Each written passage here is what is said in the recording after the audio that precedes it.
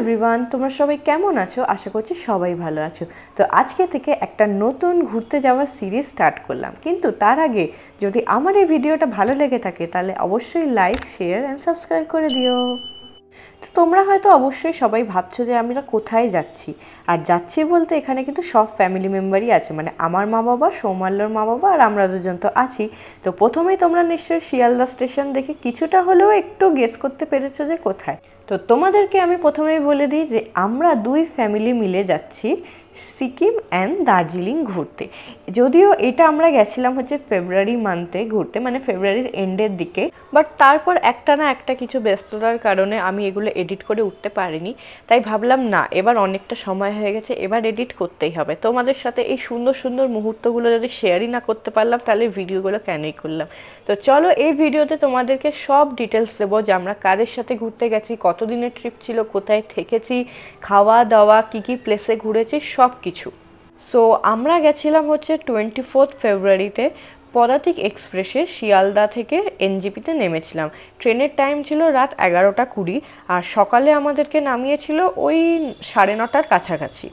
তারপর নেমে আমরা ওখানে একটুখানি ওয়েট করেছিলাম, দেন আমাদের যে গাড়িটা বুক করা ছিল সেই গাড়িটা চলে এসেছিলো। আর যেতে যেতে যেহেতু অনেকটাই টাইম হয়ে গেছিলো, মোটামুটি 11:30-12টা বেজে গেছিলো, সবারই খিদে পেয়েছিলো, তাই এখানে একটা হোটেলে আমরা দাঁড়িয়েছিলাম খাওয়ার জন্য, যেখানে মেনুটা তোমরা দেখতেই পাচ্ছ। খাবারের দাম কিন্তু খুবই রিজনেবল। কেউ পরোটা, ঘুগনি, ডিম পাউরুটি এইসবই নিয়েছিল। একটু হালকার মধ্যেই চেয়েছিলাম, কারণ রাতে পুরোটা জার্নি করে এসেছি, কার শরীর কীরকমভাবে রিয়্যাক্ট করবে সেই জন্য হালকার উপরে ছিল। তারপর ব্রেকফাস্ট করে নিয়ে আমাদের মেন জার্নিটা স্টার্ট হলো, সেটা হলো এনজিপি থেকে গ্যাংটক। সেই জার্নিটা কিন্তু অনেকটাই লম্বা, যারা হয়তো আগে গেছে তারা নিশ্চয়ই জানো, আর যারা যাওনি তাদের জন্য বলে দিই, মোটামুটি 5-5.5 ঘন্টার মতো জার্নি থাকে। আর তোমরা যদি কোনো ট্রাভেল এজেন্টের থ্রু যাও তাহলে কিন্তু অবশ্যই ট্রাভেল এজেন্টের থেকে গাড়িটা কনফার্ম করে নেবে যে কী গাড়ি দিচ্ছে, কারণ এই লম্বা জার্নির জন্য আর যদি কোনো সিনিয়র সিটিজেন থাকে, কমফোর্টেবল গাড়ি না হলে কিন্তু খুব অসুবিধা হবে।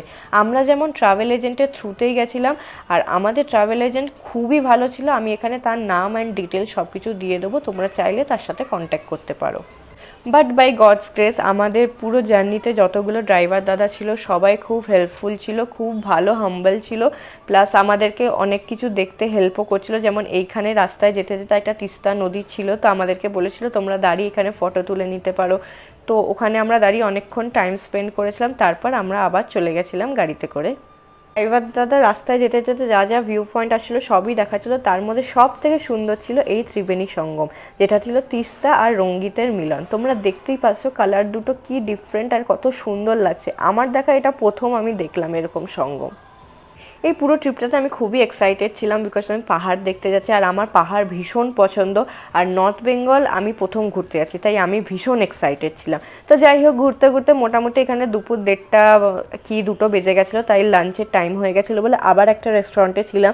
এখানে দাদাগুলো যে রেস্টুরেন্টে দাঁড় করা ছিল খুবই ভালো কোয়ালিটির খাবার ছিল আর রিজনেবল প্রাইস ছিল, তাই আমাদের খুব একটা বেশি অসুবিধা হচ্ছিল না। আর এখানে আমি সবার সাথে তোমাদেরকে দেখা করিয়ে দিচ্ছিলাম, মা বাবা, আমি, সৌমাল্য সবাই ছিলাম। সবাই তো টায়ার্ড ছিলই, বাট সবাই এক্সাইটেড ছিল, তাই কারোর কিছু মনে হচ্ছিল না যে সারা রাত জার্নি করে এসেছি।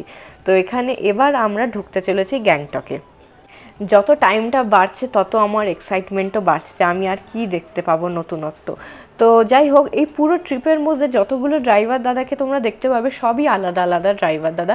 যেমন এনজেপি থেকে গ্যাংটকে পৌঁছে দেওয়ার জন্য একজন দাদা ছিল, তারপর গ্যাংটক থেকে তারপরে ট্রিপের জন্য আবার আলাদা দাদা ছিল। তো প্রত্যেক দিনের আলাদা আলাদা ড্রাইভার, কোনো সেম ড্রাইভার দাদা ছিল না এখানে। এবার এটা অলমোস্ট আমরা মেন সিটিতে পৌঁছে গেছি গ্যাংটকের, আর এটা তখন বাজে হচ্ছে বিকেল 5টা বা 5:30। তো আমরা আমাদের হোটেলে পৌঁছে গেছি, যেটা হচ্ছে যশস্বী ইন।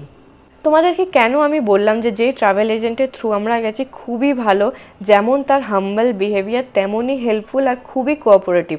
আমরা তাদেরকে ক্লিয়ারলি প্রথম থেকে বলে দিয়েছিলাম যে আমাদের সাথে সিনিয়র সিটিজেন থাকবে, মানে আমার মা বাবা, সৌমাল্যর মা বাবা, তাই যাতে কোনো রকম অসুবিধা না হয়, কারণ সবারই বয়স হচ্ছে, হাঁটুর ব্যথা আছে, পায়ে ব্যথা আছে। তো সেই হিসেবে তারা যে এই হোটেলটা বুক করেছে, এই হোটেলটায় কিন্তু লিফট ছিল, তাই তোমরা এই ট্রাভেল এজেন্টকে থ্রু যদি বুক করতে চাও তাহলে কিন্তু অবশ্যই এই জিনিসগুলো বলে দিও যাতে কোনো রকম অসুবিধা না হয়। আর লিফট থাকার জন্য আমাদের লাগেজ তুলতে বলো কি মা বাবার চলতে ফিরতে কোনো রকম অসুবিধা হয়নি। তো তোমাদেরকে রুমটা তো দেখালাম, রুমটাও খুব সুন্দর ছিল। রুম থেকে ভিউ আমি পরের দিন তোমাদেরকে দেখাবো, কারণ এখন তো অন্ধকার হয়ে গেছে। আর এই যে জায়গাটা আমরা দাঁড়িয়ে আছি তোমাকে পরের দিন সকালে এর ভিউটা দেখাবো। এত সুন্দর একটা ভিউ। আর এই হোটেলের লোকেশনটাও খুব ভালো ছিল, সামনেই সব মার্কেটগুলো ছিল। আর হোটেলের মানে অ্যাটমসফিয়ারটাও খুব ভালো ছিল। তো আসার পরেই আমরা একটু ফ্রেশ হয়ে আমি, আমার মা বাবা, সৌমাল্য আর আন্টি হচ্ছে বেরিয়ে গেছিলাম সামনের একটু মার্কেটে ঘুরতে। আর এই ছোট্ট পুচকু বন্ধুটার সাথে দেখা হয়েছে। আমি তো যাবো মানে আমার কোথাও না কোথাও এই 4 পায়া বিশিষ্ট সারমেয়গুলোর সাথে দেখা হবেই। আর এখানে এদের ফারগুলো দেখে আমার এত ভালো লাগো, না চটকে থাকতে পারি কোথায়। তারপর সেখান থেকে আমরা সোজা চলে গেছিলাম, ওয়াকিং ডিস্টেন্সে ছিল একটা মল, বাজরা মল বলে, কিন্তু ম্যাক্সিমাম দোকানই বন্ধ ছিল বিকজ আমাদের বেরোতে বেরোতে 7:30 8টা বেজে গেছিলো। আর ওখানে 8টা মানে অলমোস্ট সব দোকানই বন্ধ হয়ে যায়, 2-3টে দোকানই খোলা ছিল। তো তার মধ্যে মোমোসো দোকানটায় আমরা ঢুকেছিলাম, সেরকম কিছুই কিনিনি, জাস্ট কিউট কিউট জিনিস যেগুলো সেল হচ্ছিল সেগুলোই দেখছিলাম। তারপর সামনেটা একটু ঘুরে নেওয়ার পর আমরা কয়েকটা ফটোস ক্লিক করে নিয়েছিলাম, কারণ ওটা তো ম্যান্ডেটারি, ফটোস থাকতেই হবে। তো আর কিছুই ছিল না ডে 1-এ, কারণ এতটা জার্নি করে এসেছিলাম, ফার্স্ট ট্রেন জার্নি, তারপর গাড়ির জার্নিটা অনেকটা ছিল, এনজিপি টু গ্যাংটক 5.5 ঘন্টার মতো। তো সবাই টায়ার্ড হয়ে গেছিলো, তো সবাই বললো এবার বাড়ি গিয়ে ডিনার করে শুয়ে নেবে। তো এই ছিল আমার ডে 1-এর ব্লগ। চলো তাহলে তোমাদের সাথে দেখা হবে নেক্সট ডেটে। এখনের জন্য tata, bye bye, take care.